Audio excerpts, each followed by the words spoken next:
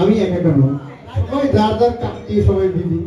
মিশা ভাই সে আজকে রাতেই চলে যাবে দোয়াতে এক প্রোগ্রামে। আমার নায়িকা সে আসতে পারে না, তারও একটা এমার্জেন্সি ছিল, কিন্তু সেটা আমার বার্থডে উপলক্ষে টিকিটটা রিলিজ হয়েছে। আমরা তো কোনো অনুষ্ঠান না করেও দিতে পারতাম, টিজার রিলিজ দেওয়ার জন্য কোনো অনুষ্ঠান করতে হয় না। আমার বার্থডে বলেই আমি একটা প্রোগ্রামের আয়োজন করছি, আপনাদের সাথে মিলেমিশে টিজারটা রিলিজ দিয়েছি।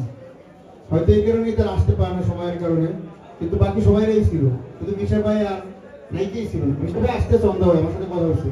কিউব হোল্ডিংসের গল্পে সেই রেখাটি আঁকা হয়েছিল আজ থেকে 1 যুগ আগে। নকশাই আমাদের ভাষা। Cube holdings limited.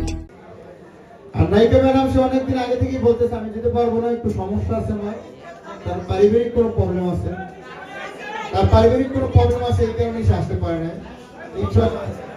মিশা ভাই কিন্তু অলরেডি চলে এসেছে। হ্যাঁ, মিশা ভাই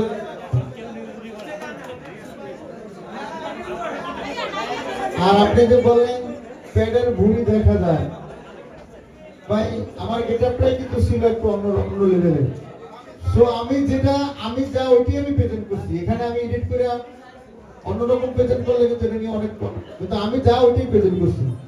আমি এডিট করে পেট কমাইতে পারবো, কিন্তু আপনাদের সামনে এখানে আসলে পেট দেখা যাবে।